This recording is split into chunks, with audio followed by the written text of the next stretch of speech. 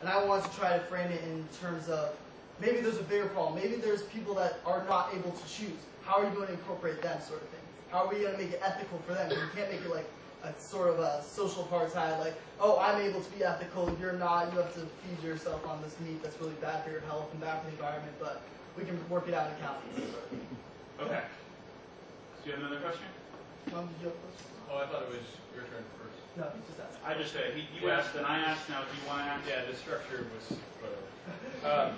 Yeah, as far as animal cognition and stuff, where does the line draw? And how is it not anthropocentric to say that suffering only exists as long as there's a frontal lobe in the central nervous system? I mean, scientifically, what we know to be true is that in order to experience pain, you need pain receptors, you need a central nervous system, and you need a brain. If you don't have any one of those things, then you don't have a capacity to feel pain, right? I mean, that's just, there's scientific consensus on that. There's also scientific consensus on the fact that at the very least, fin, fish, mammals, and birds, we all feel pain physiologically. We all feel pain to the same degree and in basically the same way. To the same degree? Physiologically. So if you take out the psychological component, yes. If you hook a human being up to pain receptor, like pain measurement systems, or you hook up a dog or a cat or a fish, the physiological response is the same. Is that just meaning that the message is sent to the brain and nothing to do with the interpretation? Or? Yes, it's not psychological. It's purely the physiological, purely, how does your body respond? So the psychological issue is a whole different discussion. And I don't have any other questions. So I think you're back up. Yeah. So as far as this mercenary relationship being wholesale inappropriate, how many people in here would be willing to spend the afternoon demolishing a collapsed sewer system and just getting all the crap out of there and making sure it works for the next day? Nobody? Okay. So paying people to do stuff that you find distasteful is in no way unethical. On its own.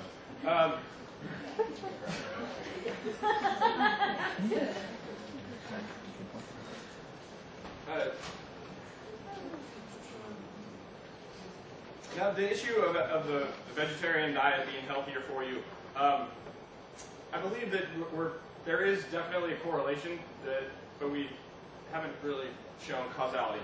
I believe in this case, vegetarians are inherently diet conscious, and being diet conscious is beneficial for your health rather than being vegetarian. It's disingenuous to suggest that a diet containing meat cannot be a healthy diet.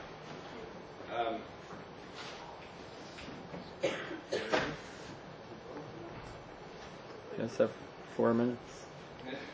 Those are... This is your conclusion, 4 minutes. Okay. Yeah, I didn't make up the debate format, although I do agree it's a little like, according to the folks at Yale, it's standard debate format that somehow they end up having to speak twice in a row, and that's what happened at Yale, and they said that's just what parliamentary debate is. So I agree that it's a little odd, because then you end up making the same argument in your like sort of 12-minute segment, so sorry about that.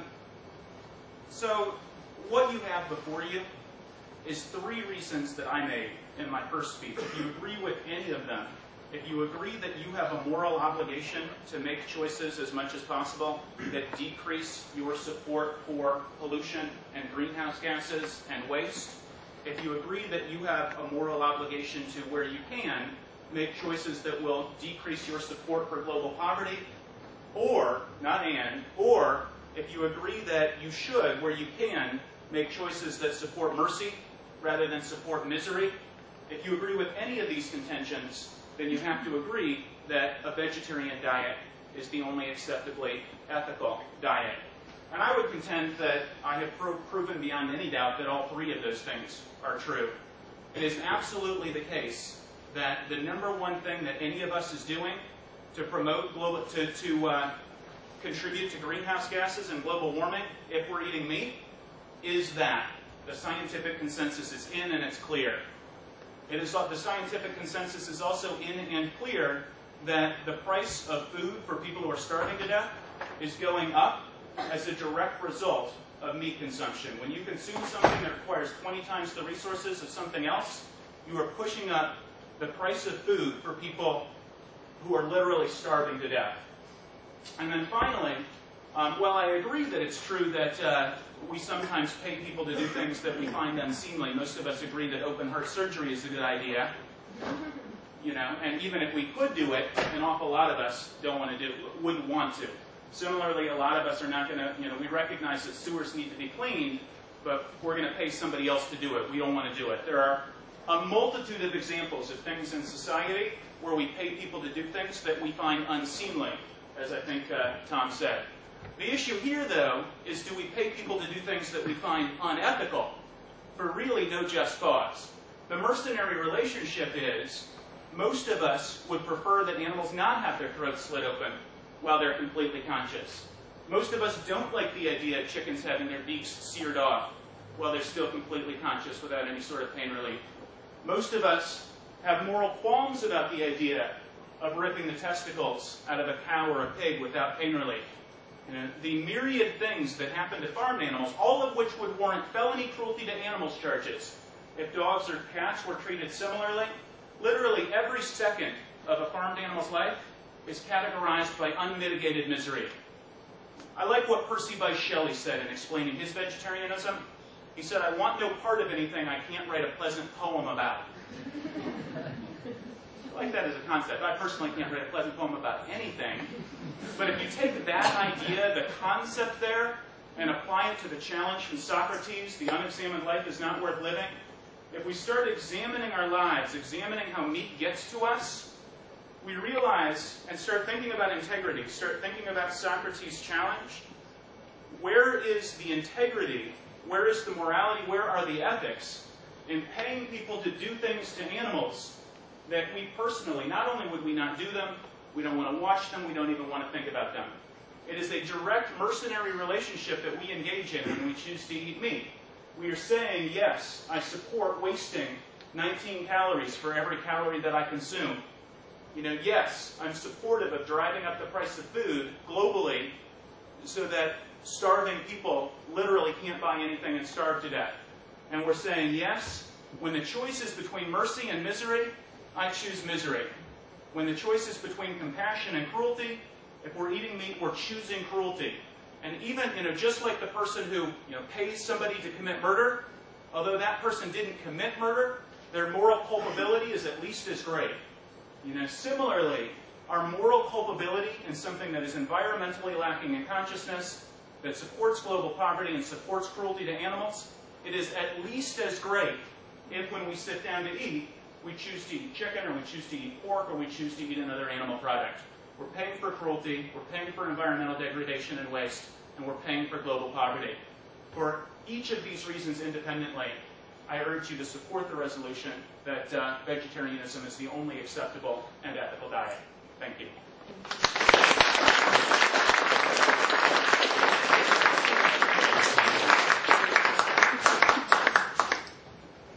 And I think Eric is going to take questions for all three of us, right?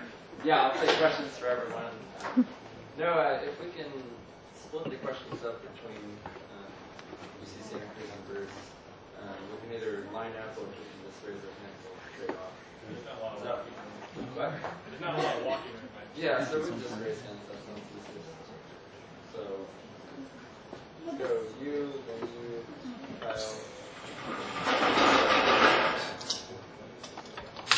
So this is one question, but I know that you're outnumbered by vegetarians here, and I'd just like to thank the debate team for addressing this really important topic, which is so hard to get non-vegetarians to discuss honestly, seriously, and in depth. I'd really like to thank you for